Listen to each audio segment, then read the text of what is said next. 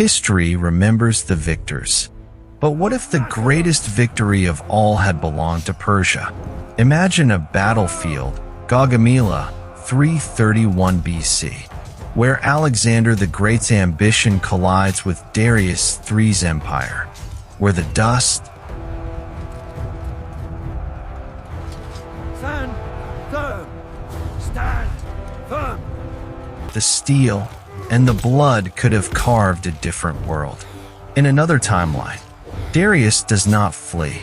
He fights, and the Macedonian phalanx breaks beneath the Persian wave. The conqueror becomes the conquered. A single moment rewrites the future. This is not the world you know. This is the world Persia built.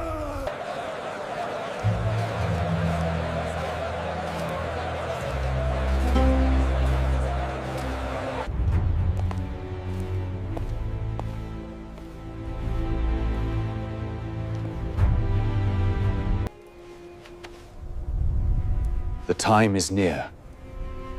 We must prepare for what is coming. The roar of battle fades, but the weight of what just occurred lingers in the air. The plains of Gaugamela. This will be our moment. Once a battlefield drenched in blood, now a place of quiet triumph. The Persian cavalry, once thought broken, now reigns victorious. The dream of an empire ruled by Macedon is shattered in the dust. Here, we hold the line.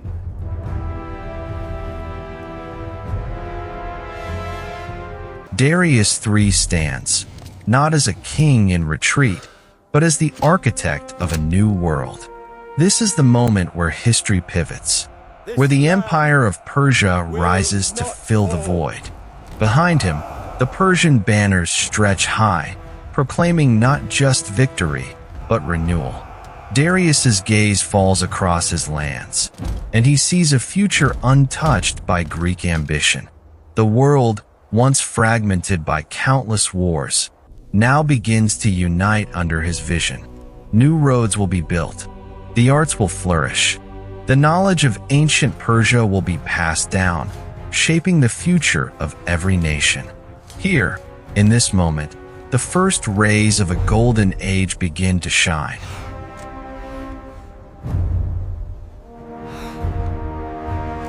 In the heart of Persepolis, under the golden glow of dawn, the Persian Empire begins to thrive.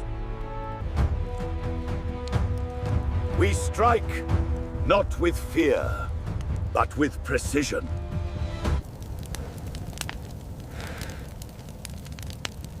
The Empire stands with me. This is a world reborn, a world where Darius III's wisdom and power are the guiding lights of a vast civilization. It is not only the empire's military might that grows, but its culture, its science, its philosophy. The scholars of Persia rise alongside the builders, creating wonders that will last millennia. The royal road stretches further than ever before, linking cities from the Nile to the Indus, from India. We win. We will not falter. To Egypt. Goods, ideas, and knowledge flow freely across vast territories, as Persia becomes the beacon of the ancient world. Under Darius's rule, the once proud Macedonian dream is forgotten. Greek influence wanes, and Persian thought, art, and architecture take the lead. It is a time of cultural flourishing, where the cities hum with the sound of trade and the exchange of ideas. The might of Persia is no longer defined by the sword, but by its unchallenged dominance in every aspect of life, from the stars in the sky to the laws on the ground. And for the first time, the empire feels complete, united, prosperous, and unyielding.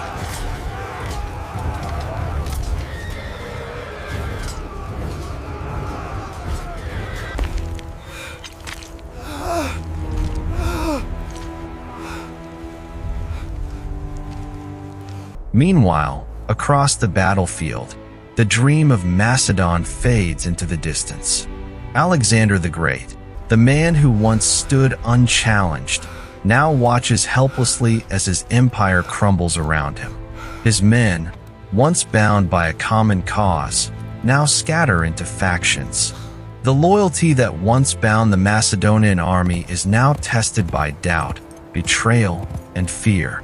The ambition that fueled his march across continents has burned out in the face of defeat. The Greek city-states, once under his shadow, now begin to regain their autonomy. Macedonia, no longer united under the banner of one man, fractures into petty kingdoms, each general vying for their own piece of the fallen empire. Alexander, unable to reclaim what he lost, begins to fade from history, his name slipping from the minds of men like sand through fingers. And with his fall, the dream of a unified Macedon dies. The empire is fractured, never to rise again. This isn't the end. The world, now divided, breathes a new air. A new order takes shape, one where the Persian Empire stands alone at the top. From the mountains of Greece to the deserts of India, the world watches as Persia extends its reach.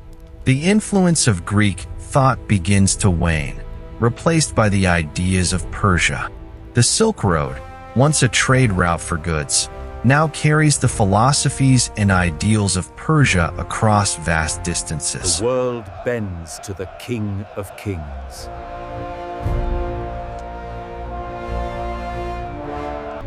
Darius the Victor, King of Kings. Rome, cautious in its rise, turns its gaze inward, while Carthage seeks its own path, free from the shadow of a unified Greece. The Greek city-states, free from Macedon's dominance, begin to rebuild in their own image, but they do so with less power than ever before. Persia stands unchallenged. Its intellectual, political, and cultural influence spreads throughout the known world, becoming the dominant force. The East and West, now sharply divided, face each other across a cultural and ideological frontier. The wealth of nations flows into Persia. Knowledge is power, greater than armies.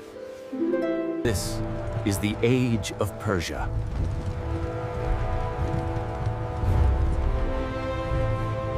From every corner of the world, they came to stand before the King of Kings.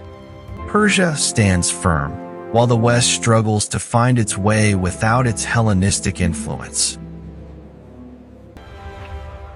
An empire not built on fear, but on shared purpose.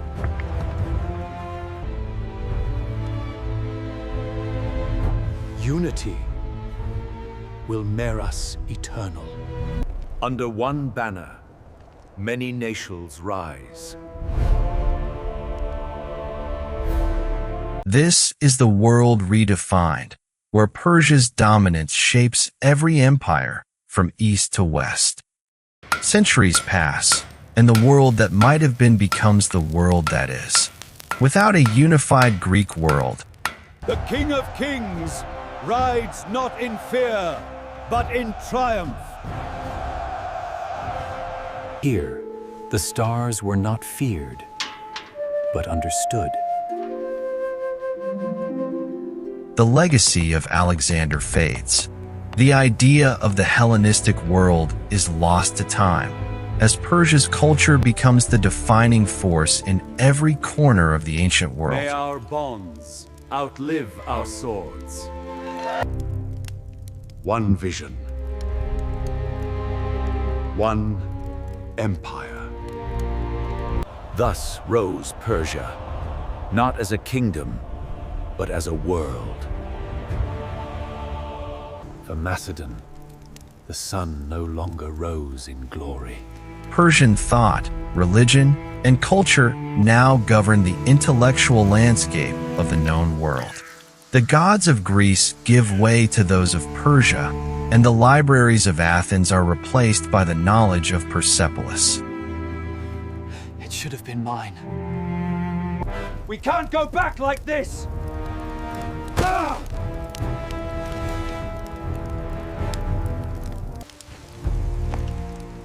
The lion still stood, but his pride was bleeding. Persian influence spreads not only through Asia, but through Europe as well. He's not fit to lead us anymore.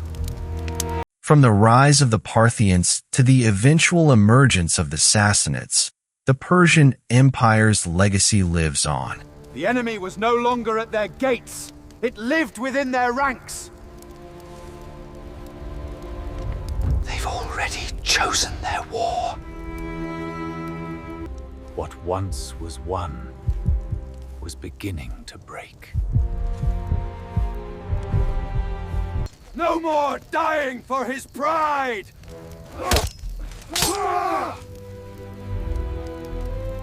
Greece is no longer the center of the known world.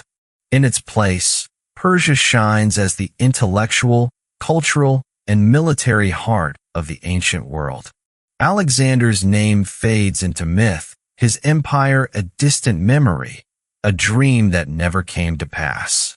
The world is not defined by Alexander's conquests, but by Darius III's enduring empire. Stand down, or burn with them!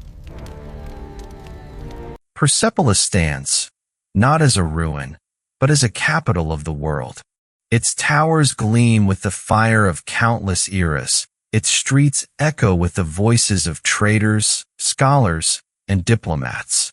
Across the empire, temples rise to the memory of Darius III, and his name is remembered with reverence, not just in Persia, but across the known world.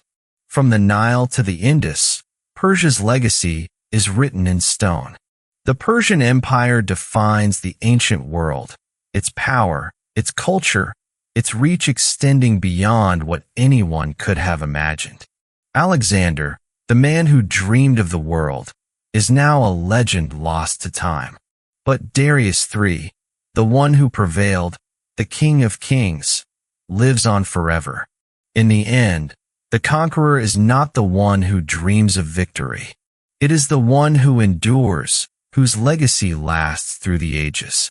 And in this world, Persia does not fade. It defines history,